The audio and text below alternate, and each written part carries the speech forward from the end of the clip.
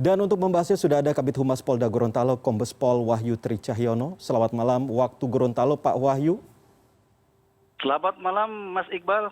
Pak Wahyu, bisa dijelaskan bagaimana sebenarnya penyelidikan terakhir terkait kasus ini dan penyalahgunaan seperti apa yang dilanggar oleh korban?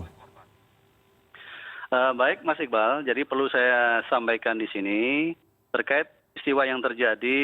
Ini ada 3 hal yang sedang diproses ataupun diusut oleh Polda Gorontalo, yaitu terkait pelanggaran SOP dan penyalahgunaan kewenangan, kemudian terkait kasus 338 sendiri tentang pembunuhan, serta Undang-Undang Darurat nomor 12 tahun 1991 tentang kepemilikan senjata api ilegal. Terkait penyalahgunaan kewenangan, ini berdasarkan dan pelanggaran SOP, ini berdasarkan hasil pemeriksaan Bid Propam Polda Gorontalo, ini terhadap korban ini melanggar pasal 13 ayat 1 huruf E dan F Perkap 14 tahun 2011 tentang Kode Etik Profesi Polri. Selain terhadap korban, ini juga terhadap 7 anggota jaga lainnya yang pada saat itu melaksanakan tugas jaga. Iya.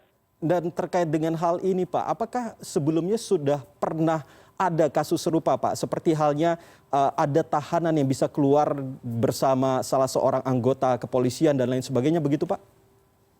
Selama ini belum ada. Ini baru pertama kali terjadi, Pak? Iya.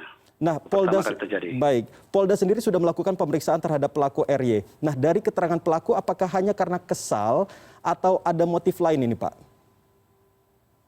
Untuk sementara hasil pemeriksaan terhadap pelaku maupun saksi-saksi yang lain ini masih berkisar karena sakit hati. Terkait nanti berkembang, nanti kita lihat dari hasil penyidikan lebih lanjut. Untuk saksi-saksinya sendiri ini katanya dari pihak keluarga pelaku, Pak, atau bagaimana, Pak? Mohon konfirmasinya.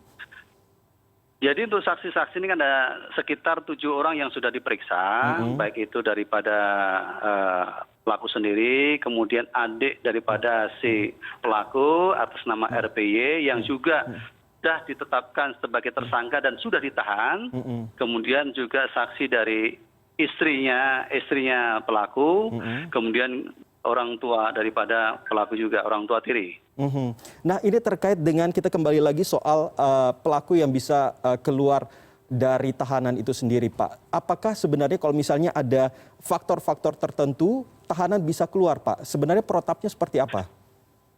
Jadi perlu saya sampaikan, di dalam peraturan kepolisian Kapolri nomor 4 tahun 2015 itu terkait perawatan tahanan di lingkungan Polri, tahanan dapat dikeluarkan sementara dari ruang tahanan Polri untuk 3 hal, yaitu kepentingan penyidikan, kepentingan pribadi tahanan, dan juga keadaan perlu dan mendesak. Namun dalam pengeluaran tersebut harus seizin dan atas penilaian daripada penyidik dan harus dikawal oleh anggota Polri. Oke, pada saat kejadian apakah pelaku dan juga korban sempat ada pengawalan dari pihak kepolisian juga, Pak? Dari hasil pemeriksaan tidak ada. Jadi korban hanya sendiri membawa pelaku ke kediaman daripada pelaku. Sejauh ini hasil pemeriksaan sendiri apakah ada informasi terkait dengan hubungan antara pelaku dan juga korban, Pak? Jadi perlu diketahui bahwasanya korban ini kan jabatannya sebagai Direktur Perawatan Tahanan dan Barang Bukti.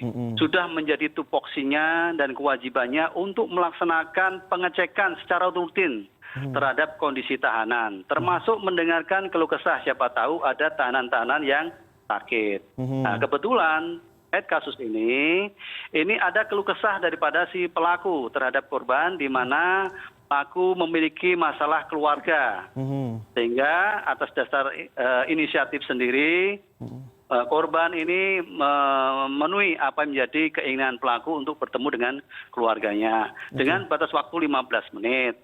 Namun waktu yang diberikan ini tidak dipenuhi oleh pelaku, sehingga korban sempat melakukan terjadi cekcok, korban melakukan memukul daripada pelaku, kemudian pelaku sakit hati, masuk ke dalam kamar, ambil senjata ilegal yang sengaja disimpan secara ilegal, kemudian melakukan penembakan terhadap korban.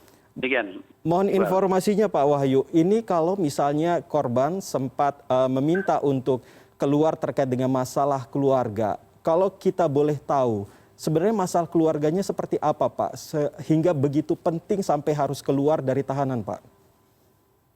Ini yang kita masih dalami ya, masalah keluarganya seperti apa. Karena korban sendiri sudah meninggal. Oke, berarti masih terus dicari tahu Pak ya, terkait dengan hal ini. Nah, mohon konfirmasinya juga Pak, ini pelaku ini betul tahanan kasus narkoba ini sejak kapan ini Pak?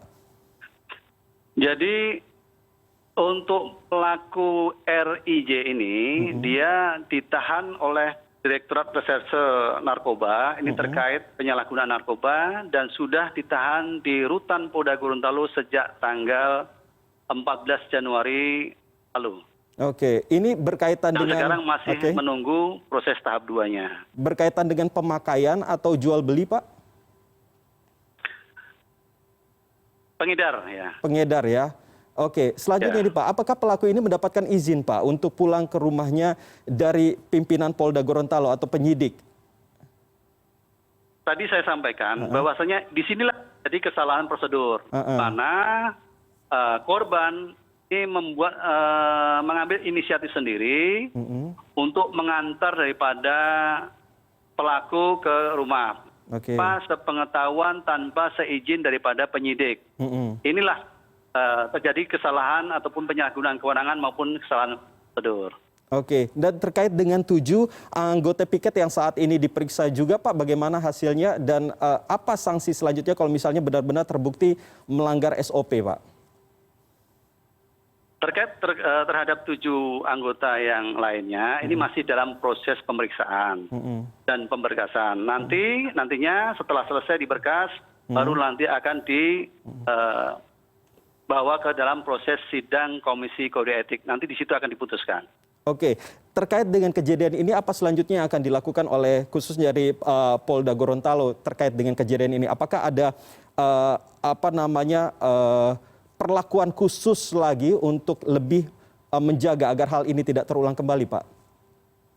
Artinya kasus ini menjadi evaluasi bagi kita, khususnya dalam rangka pelayanan terhadap tahanan. Oke. Sehingga mudah-mudahan ini tidak lagi terjadi di masa yang akan datang. Baik, Kombes Pol Wahyu Tricahyono, tentunya kita sama-sama menunggu bagaimana hasilnya, apakah ada hubungan khusus begitu antara pelaku dan korban, dan nantinya kita lihat dari hasil penyidikan oleh pihak kepolisian sendiri. Terima kasih sekali lagi Pak Wahyu Tricahyono sudah berbincang dengan kami malam hari ini.